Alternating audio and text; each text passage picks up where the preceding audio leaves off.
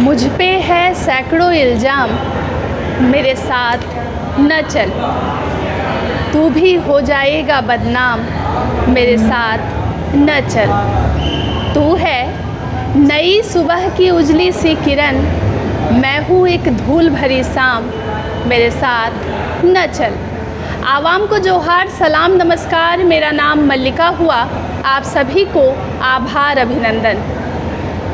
दर्शकों, कोयलांचल की राजनीति कई दफ़ा हमें चौंकाती है और ये सोचने पर मजबूर करती है कि दुनिया एक ही है, पर सबकी दुनिया कितनी अलग है, कितनी जुदा है। जब बात राजनीति की कर रही हूँ तो कोयलांचल की राजनीति में जब कोयले की जिक्र होती है, कोयले की स्याह की बातें होती हैं, तो फिर एक बात दिलचस्प हो जाता है कि यहाँ पर हमने कई बार देखा है कि समीकरण बदलते हैं, चेहरे बदलते हैं, लेकिन लोगों की उम्मीदें कभी नहीं बदलती हैं।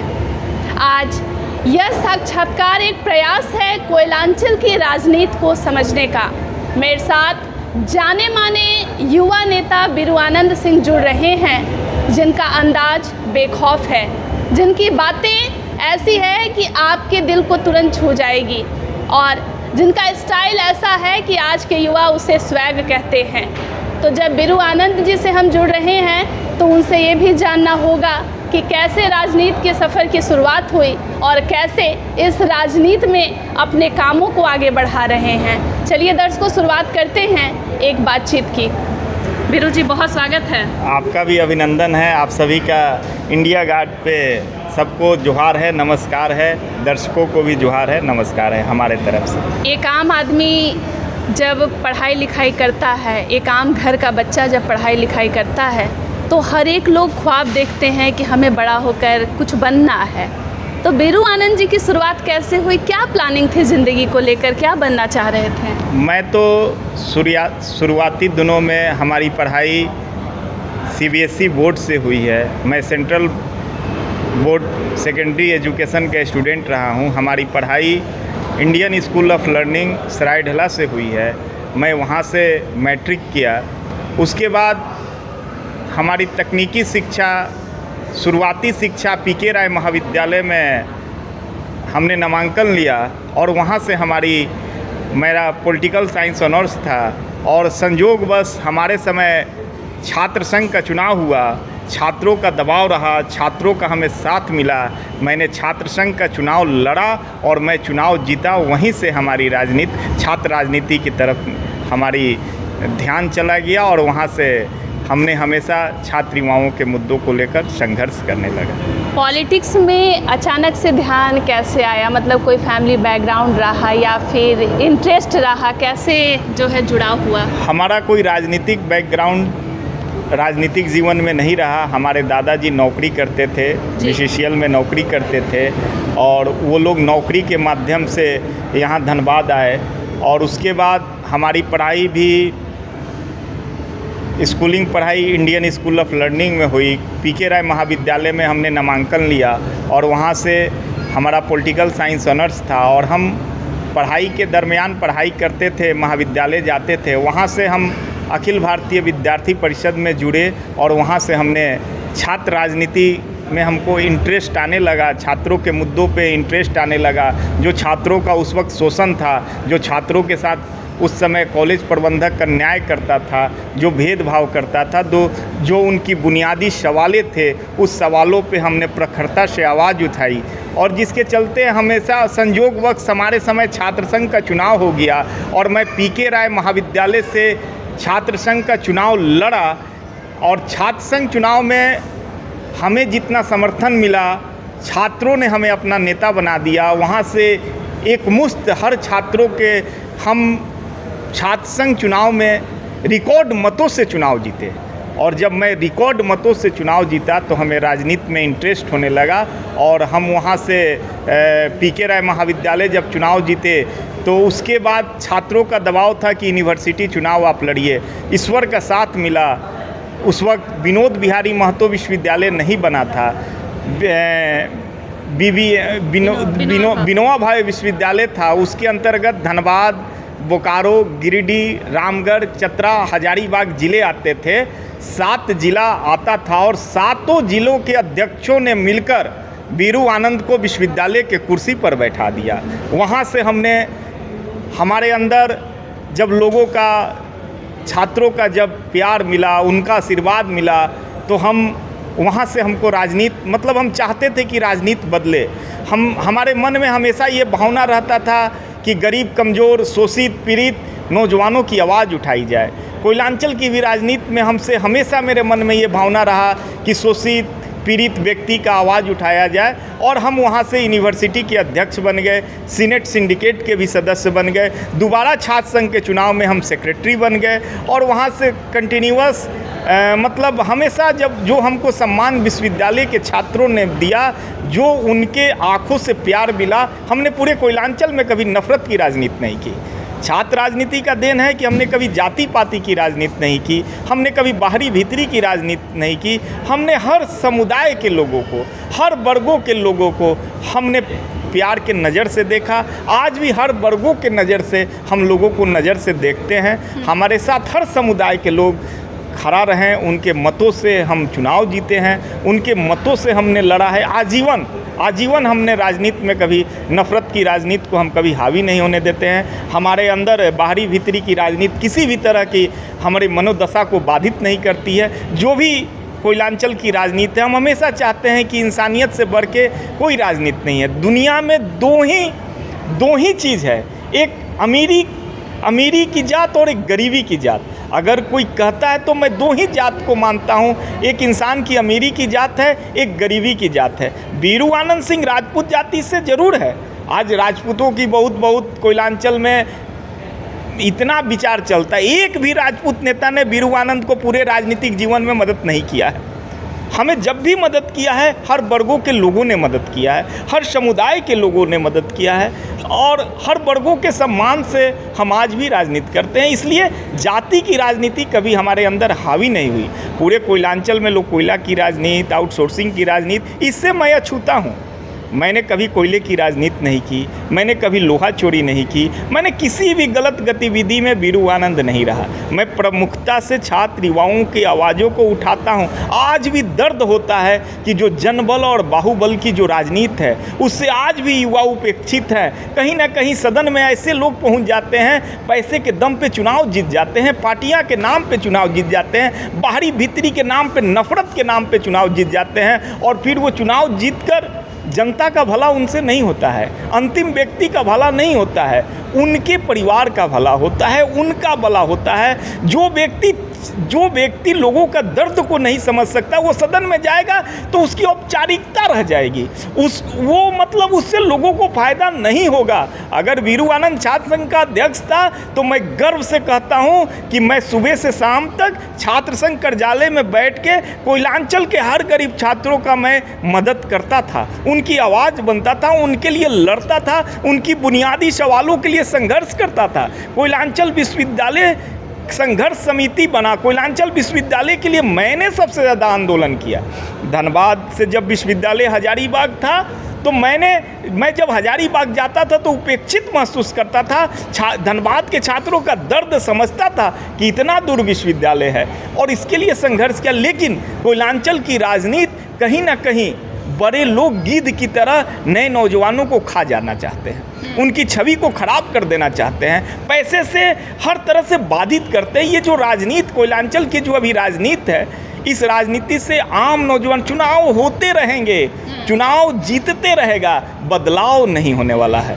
आज भी लोग कुपोषित हैं, आज भी युवा कुपोषित है, उसका आवाज़ उठाने वाला कोई नहीं है। यहाँ तो गोली, बम, बारूद, हत्या की राजनीति कोयलांचल में पनपती है। बीरू आनंद इसकी राजनीति नहीं करता है। मैं न गोली, बम, बारूद, हत्या, इन तमाम राजनीति को मैं पसंद नहीं करता हूँ, और भविष्य में भी ईश्वर को जो मंजूर होगा, मेरी उम्र 35 बरस है, मैं भविष्य के अंतिम दम तक चाहूँगा कि जो शोषित जिन नौजवानों के चेहरे पर दर्द देखा है, उस दर्द को बीरू आनंद महसूस किया है, और उनकी आवाज़ मैं बनूंगा, उनके लिए संघर्ष करूंगा। मुझे भी एक अच्छा प्लेटफॉर्म नहीं मिल रहा है। जिस दिन कोयलांचल में मुझे प्लेटफॉर्म होगा तो ये हत्या, गोली, बम, बारूद, कोयला आउटसोर्सिंग, इसके विरुद्ध एक राजनीति होगी जो कोयलांचल देखेगा। पढ़े लिखे नौजवानों का आवाज़ बनूंगा, आम लोगों का नौजवान बनूंगा। आज मतलब कॉलेज से निकलने वाले लाखों लोग बेरोजगार है, उस पर सोचने वाला कोयलांचल में कोई नहीं है। यहाँ तो हिंदू मुस्लिम की एक राजनीति खड़ा कर देना है, यहाँ बाहरी भीतरी की राजनीति कर देना, इतना नफरत भर देना है कि लोग मतलब कुछ होने ही वाला नहीं है। राजनीति मुद्दा बना दिया, बाहरी भीतरी की राजनीति से नफरत पैदा कर देना है, हिंदू मुस्लिम की राजनीति से नफरत पैदा कर देना है, बैकवर्ड फॉरवर्ड की राजनीति से नफरत पैदा कर दे। नेताओं का काम विकास नहीं, नफरत पैदा करना है। अगर जिस दिन ये नफरत पैदा करना बंद कर देंगे उस दिन कोयलांचल का विकास होगा। जी, एक चीज़ मुझे बताइएगा, आप कई युवाओं के प्रेरणा हैं, कोयलांचल में ऐसी एक फीलिंग रहती है या बहुत सारे युवा नेता को देखा जाता है कि उन्हें लगता है कि पॉलिटिक्स में हम इसीलिए आए ताकि हमें खूब पैसा हम कमा पाएँ या पावर हासिल कर पाएँ। आपकी सोच क्या है इसमें? मेरी सोच इसके विरुद्ध है। यही लोग, यही पैसा कमाने वाला नौजवान हत्या, गोली, गलत नेताओं के चंद पैसों के लिए सबका कैरियर खा जाता है। और युवा भी मतलब अपने आप को बर्दाश्त नहीं कर पाता। वो सहन शक्ति, आज पूरे कोयलांचल में कोई नेता ये नहीं कर सकता है कि बीरू आनंद को 20,000 रुपया मदद किया होगा, 10,000 रुपया। मैं अपने दम पे राजनीति करता हूँ और मैं आज भी समझौता किसी नेताओं से नहीं किया हूँ। मैं चाहता तो मैं करोड़ों रुपया कमा सकता था, अरबों रुपया कमा सकता था, लेकिन मैं अपने स्वाभिमान से, मैं उन तमाम विश्वविद्यालय के छात्रों ने जो मुझे सम्मान दिया वो हमारे आंखों में चलता है। मैं चाहता हूं कि यहाँ एक ऐसा राजनीति हो जहाँ हर गरीब आदमी, हर जाति के लोग, हर वर्ग के लोग अपने नेता से मिले और नेता उनके सुविधाओं के लिए मतलब मीडिया बिका हुआ है, पैसे से राजनीति है, पूरा पैसा सेटअप करके एक ऐसा माहौल क्रिएट किया जाता है कि गलत आदमी भी सत्ता में आ जाता है और पब्लिक दिग्भ्रमित है, युवा दिग्भ्रमित है। युवा को सोचना होगा कि हाँ, युवा को सोचना होगा, संघर्ष के रास्ते अपनाना होगा, पैसा वैसा के पीछे नहीं भागना होगा, तत्काल फायदा नहीं सोचना होगा, संघर्ष करना होगा। मैं भारतीय जनता युवा मोर्चा गिरिडीह प्रभारी हूँ, मैं शोषित हूँ आज के समय में।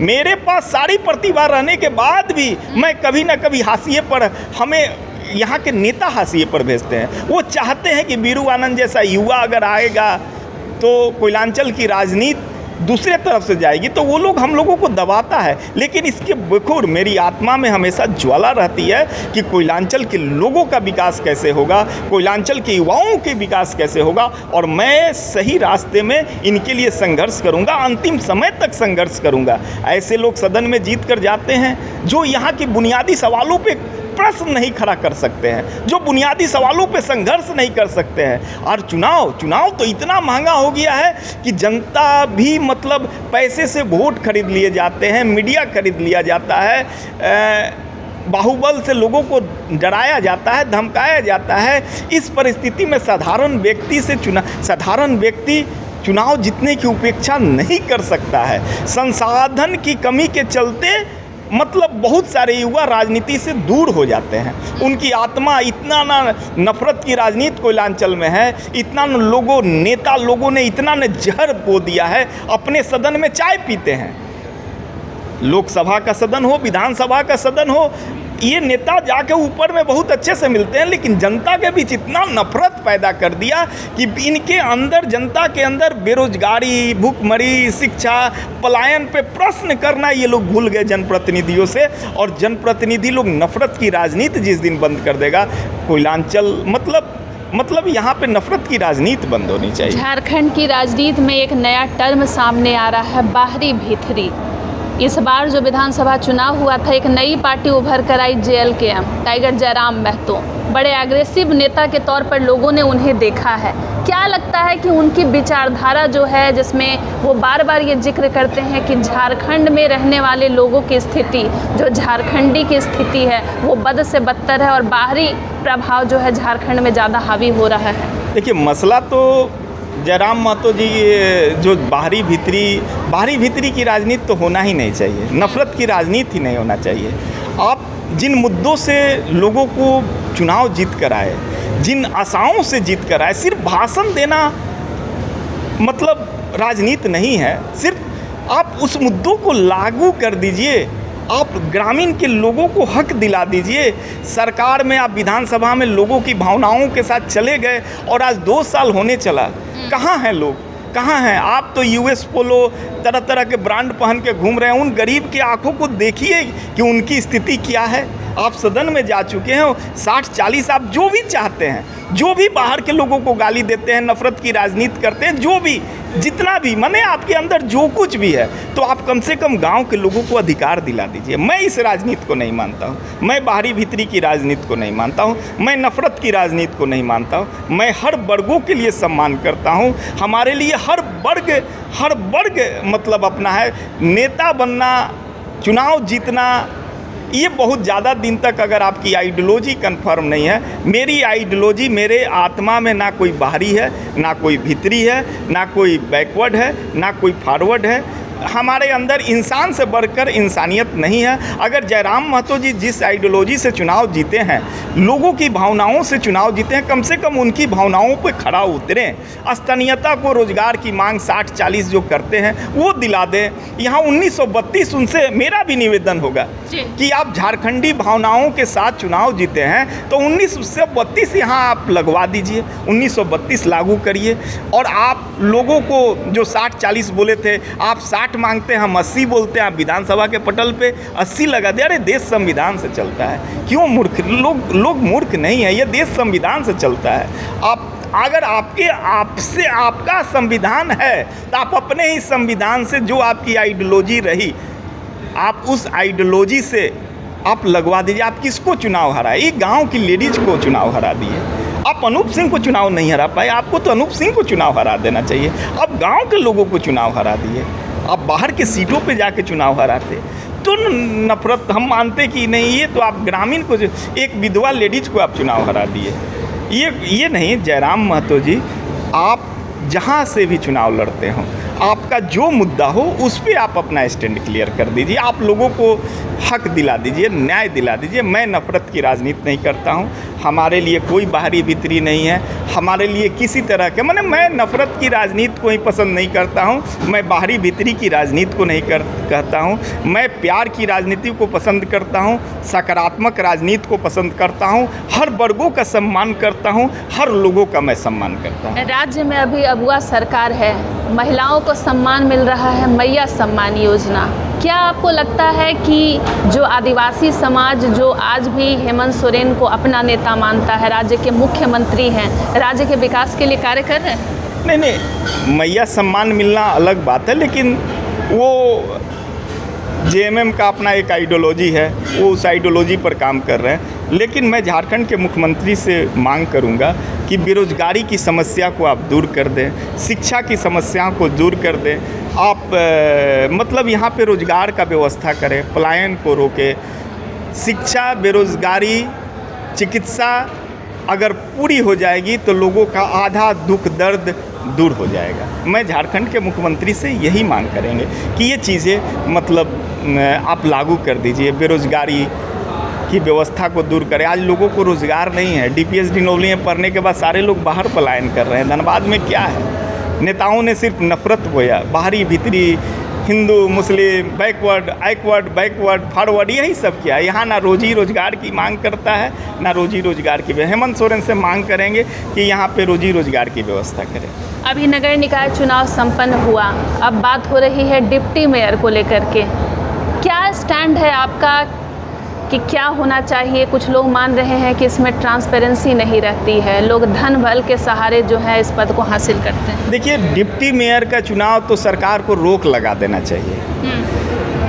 ये तो धोखा है, उन पार्षदों के प्रतिभा के साथ धोखा है। यहाँ तो गधा राज करेगा, बेकार आदमी डिप्टी मेयर बनेगा अगर पैसा है तो। ये लोकतंत्र की खूबसूरती नहीं है। ये तो सरकार को सोचना चाहिए।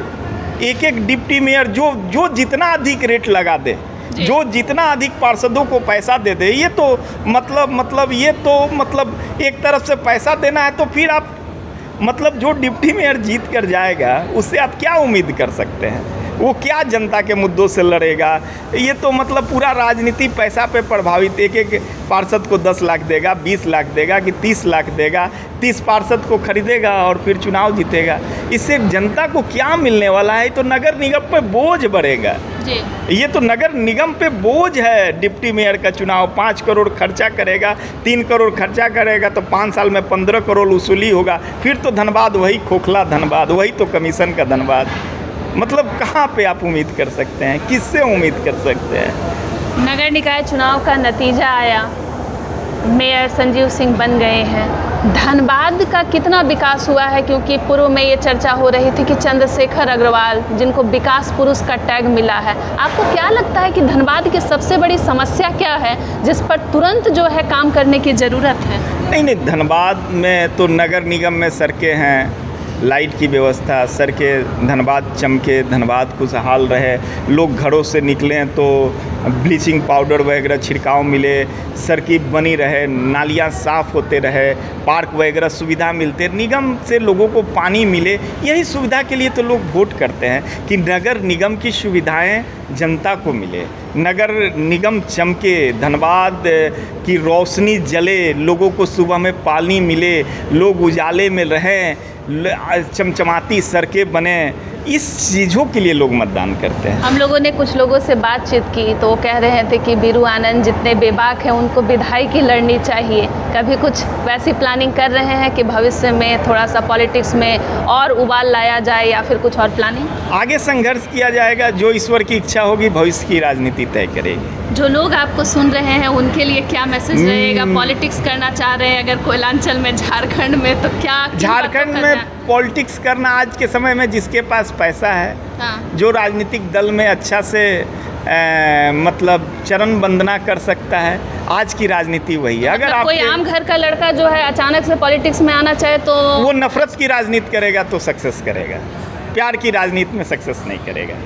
एक जाति की राजनीति करेगा तो सक्सेस करेगा, हिंदू मुस्लिम की राजनीति करेगा तो सक्सेस करेगा, बाहरी भीतरी की राजनीति करेगा तो सक्सेस करेगा। दो ही आइडियोलॉजी है, या तो बहुत धन होना चाहिए या नफरत की राजनीति पैदा करना होगा। तो ऐसी माहौल में कभी आपने नहीं सोचा कि बहती गंगा में हाथ धो लिया जाए? मेरा तो पॉलिटिकल बैकग्राउंड है थोड़ा सा। नफरत की राजनीति करके हम क्या करेंगे?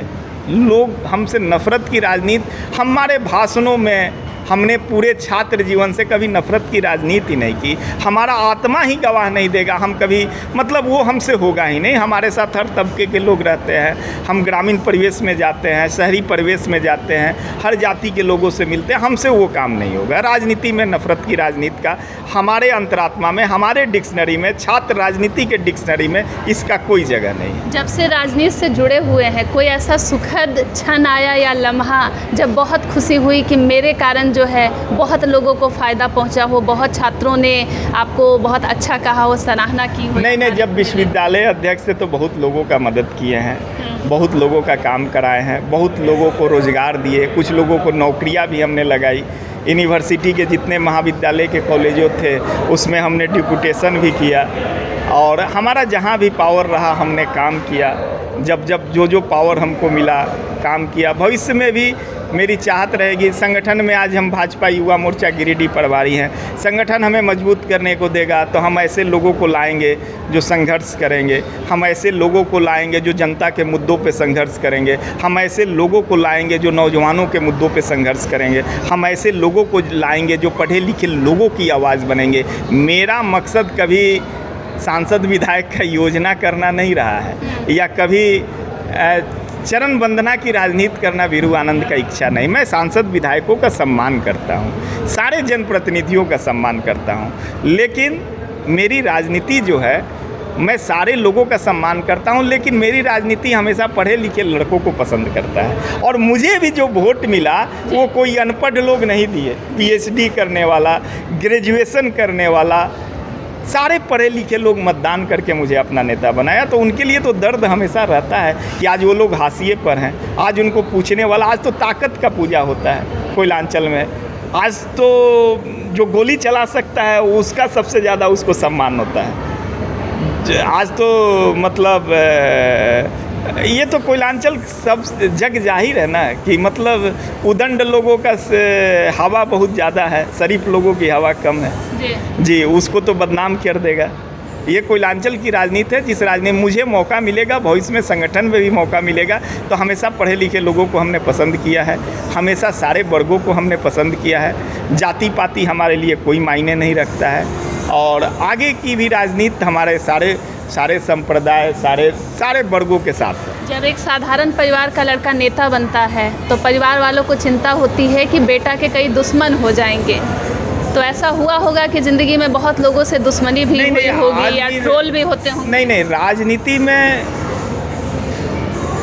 गलत काम करने से डरिए, गलत लोगों से मत डरिए जी। मैं आज भी गलत काम करने से डरता हूँ, कभी गलत लोगों से नहीं डरता। वो कोई भी हो, मैं किसी से डरता नहीं हूँ, चाहे किसी भी तरह के लोग हों, किसी भी तरह का अपराधी हो, किसी भी गलत चरित्र के लोग हो, मैं हमेशा ईमानदारी से जनता के बीच रहता हूँ। मैं ईश्वर को प्रणाम करता हूँ। ईश्वर ने मेरी ज़िंदगी जितने दिनों तक दी है, मैं उतने दिनों तक रहूँगा जिंदा। मैं गलत लोगों से नहीं डरता हूँ, गलत कार्य करने से मैं डरता हूँ। तो इतने निडर कैसे बन गए? क्या कोई हादसा या कोई ऐसा हालात हुआ जो इतने बेखौफ, इतने बेबाकी से बातों? शुरू से छात्र जीवन से ही हमने हमेशा सही मुद्दों में, लेकिन मेरा दिल हमेशा कचोटता है कि मैं गलत मुद्दों पे नहीं संघर्ष करूंगा। मैं भी किसी की भावना को ठेस नहीं पहुंचाऊंगा, मैं भी किसी लोगों को तंग नहीं करूंगा, मैं भी किसी का आत्मा दुखा के मैं राजनीति नहीं करना चाहता। मैं किसी की आत्मा दुखा के कोई काम नहीं करना चाहता हूँ। मैं किसी से गाली सुनकर नेता नहीं बनना चाहता। राज्य की जनता आपको सुनने वाली है, कोई ऐसा संदेश है जो आप अगर लोगों को मैसेज देना चाहें अपनी ओर से? मैं पढ़े लिखे नौजवानों को संदेश देता हूं कि आने वाले समय में आप भी संघर्ष करें, संघर्ष से नहीं डरें। संघर्ष युवाओं का प्रेरणा स्रोत है। वीरू आनंद भी संघर्ष कर रहा है। आज नहीं तो कल संघर्ष अगर मेरा सही होगा तो मुझे भी सफलता मिलेगी, और आप भी अगर ईमानदारी से संघर्ष करेंगे तो दुनिया की कोई ताकत आगे बढ़ने से कभी नहीं रोक सकती है। बहुत धन्यवाद वीरू आप जी। सबों का धन्यवाद। दर्शकों, युवा चेहरा लेकिन राजनीति पुरानी है।